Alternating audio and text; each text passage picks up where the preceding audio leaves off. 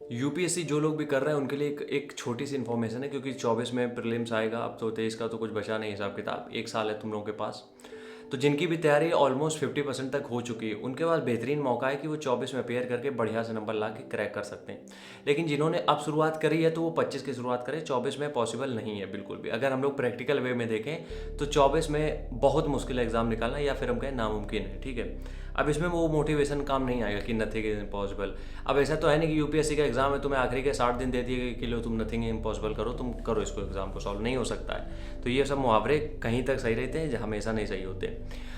तो अगर तुम्हें 2024 का प्रीलिम्स देना है भी और तुम्हारी तैयारी थोड़ी बहुत हो चुकी है, तो यकीन मानो अब से लेके जब भी तुम्हारा 24 का प्रीलिम्स है, ये एक तुम्हारे लिए एक तरीके की तपस्या होनी चाहिए, ये एक तुम्हारे लिए मेडिटेशन होना चाहिए। देखो, मेडिटेशन का मतलब सिर्फ इतना नहीं होता है कि तुम एक जगह पे बैठ गए, आंखें बंद कर ली और सो गए, ये मेडिटेशन नहीं होता है। मेडिटेशन का मतलब होता है कॉन्शियसनेस। मेडिटेशन का मतलब ये होता है कि तुम्हारी बुद्धि तेज करता है वो, ठीक है।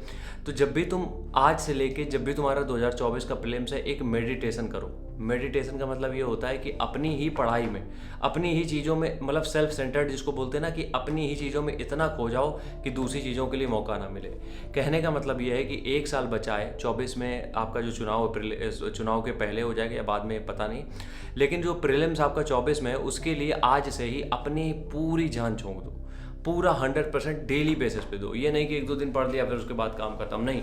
यूपीएससी कर रहे हो, 1 साल से भी कम का टाइम है, तो तुम्हें अपनी पूरी जान झोंकनी पड़ेगी। तो नो मैटर किस इमोशन से गुजर रहे हो, कुछ भी हो रहा तुम्हारी लाइफ में, अपने आप को पूरी तरीके से झोंक दो, मतलब डिवोटी बन जाओ एक तरीके से।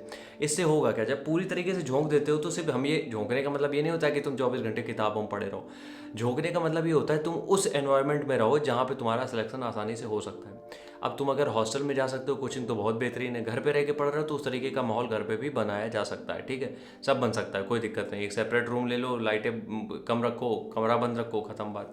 लेकिन कहने का मतलब ये है, आज से लेके अगले साल तक जब तक यूपीएससी का प्रीलिम्स है, एक इस तरीके की आग होनी चाहिए कि तुम कुछ भी देने के लिए तैयार हो, इसमें पूरी जान झोंक दो।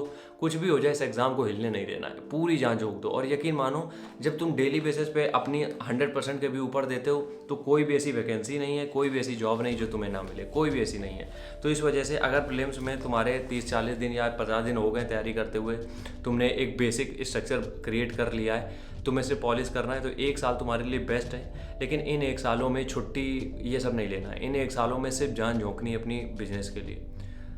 इन जो बिजनेस का मतलब यही होता है ना कि तुम्हारी तैयारी, इन जो एक ये जो 100 दिन मिलेंगे या जो भी टाइम मिलेगा, इसमें 100 दिन कह रहे हैं, 1 साल का जो टाइम मिलेगा, इसमें अपने आप को पूरा झोंकना है। क्योंकि यूपीएससी पूरा झोंकने की ही डिमांड करता है तुमसे। जो पूरा झोंकने का मतलब ये नहीं कि 24 घंटे किताबों में, पूरा झोंकने का मतलब ये है कि जितनी देर किताबों में हो उतनी देर तो हो, लेकिन और भी दुनिया में क्या चीज़ें चल रही हैं उसके बारे में भी तुम्हें पता हो। तो उसके लिए 1 साल तो मिनिमम चाहिए।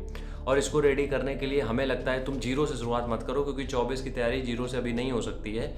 जीरो से करनी तो 25 की तैयारी करो, ठीक है। तो 24 में ही अगर तुम्हें देना है एग्जाम, तो आज से लेके जब तक प्रीलिम्स नहीं हो जाता, अपने आप को 200% झोंक दो हर एक तरीके से। चाहे वो पढ़ाई के माध्यम से हो, चाहे वो फिटनेस के माध्यम से हो, चाहे वो आपका खुद का सेल्फ का मेडिटेशन करने के मामले में हो। और ये चीज़ें यकीन मानो इतना हेल्प करेंगी कि तुम्हें मज़ा ही आ जाएगा, ठीक है। राम राम, जय हिंद।